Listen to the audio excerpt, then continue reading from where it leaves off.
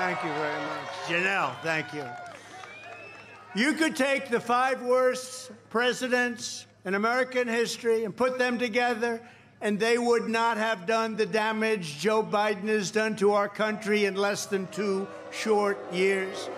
The contrast between the Trump administration's amazing success, and we had amazing success, and Joe Biden's breathtaking failure could not be more stark. Let's take a look at some of the facts. Less than 2 years ago, when I was in office, gasoline for cars, $1.87 a gallon.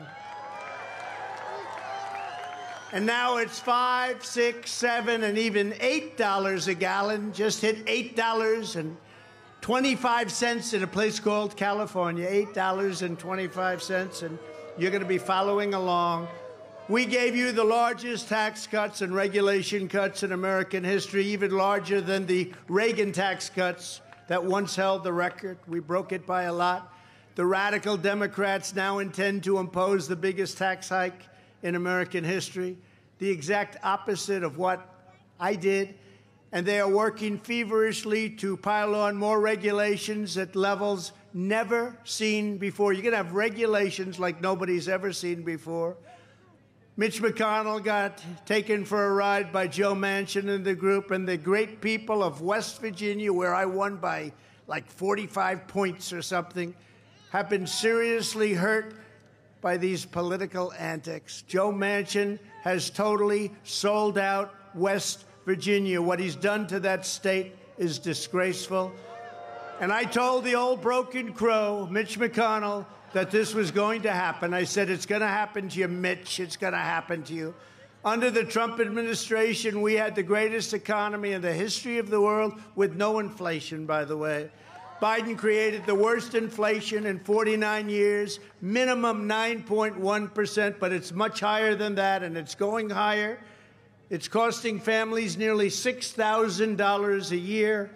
We created 7 million new jobs, the lowest unemployed. We had the best numbers of any administration ever in our history for African Americans, Hispanic Americans, Asian Americans, women, men, young people without college diplomas, without high school diplomas, with PhDs from MIT, Harvard, the Wharton School of Finance. We had everybody covered, everybody covered. We had a record 164 million people working. That's far, far higher than it is today. You know that. We achieved the largest poverty reduction in over 50 years. We lifted 7 million people off food stamps, never happened before. And we lifted 10 million people off of welfare, never happened before.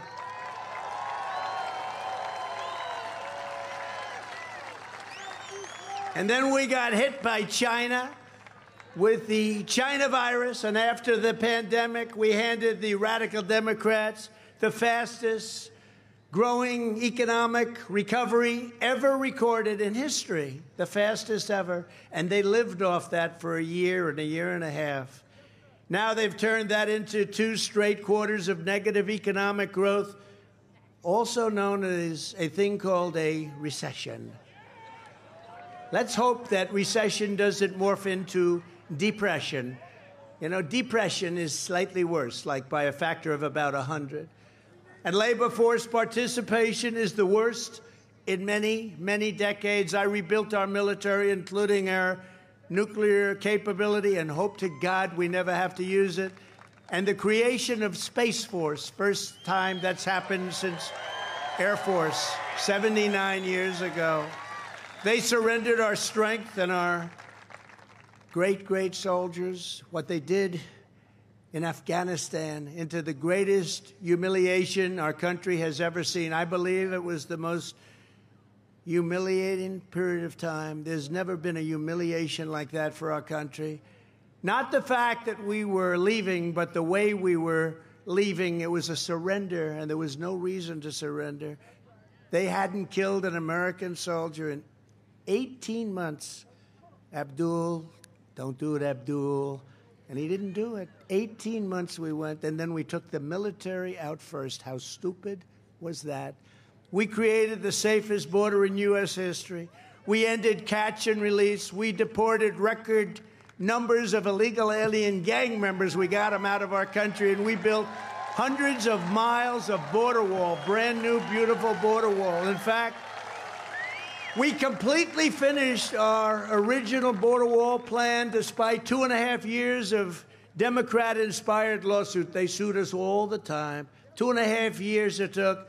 We won all the lawsuits, and then we completed the wall, and we added much more wall than originally planned and almost got that finished also. Would have been 3 weeks. 3 weeks the job could have been done, but they decided we don't want a wall. We want open borders. Let everybody come in, no matter who they are. Doesn't matter. Our border, just 2 years ago, was the best and safest in U.S. recorded history, and they have turned it into the worst in history by far, maybe for any country, and that includes third world countries. There's never been a country that's allowed people to pour into their country, and it could be the worst managed, the worst countries, third world countries. Nobody's ever had a border like we have. There's never been anything like this. It's a catastrophe. And instead of being proudly energy independent, which we were less than 2 years ago, even energy dominant, the United States is now a beggar for energy. We're begging. Biden and the radical left have turned calm into chaos, competence into incompetence, stability into anarchy, prosperity into poverty, and security into catastrophe.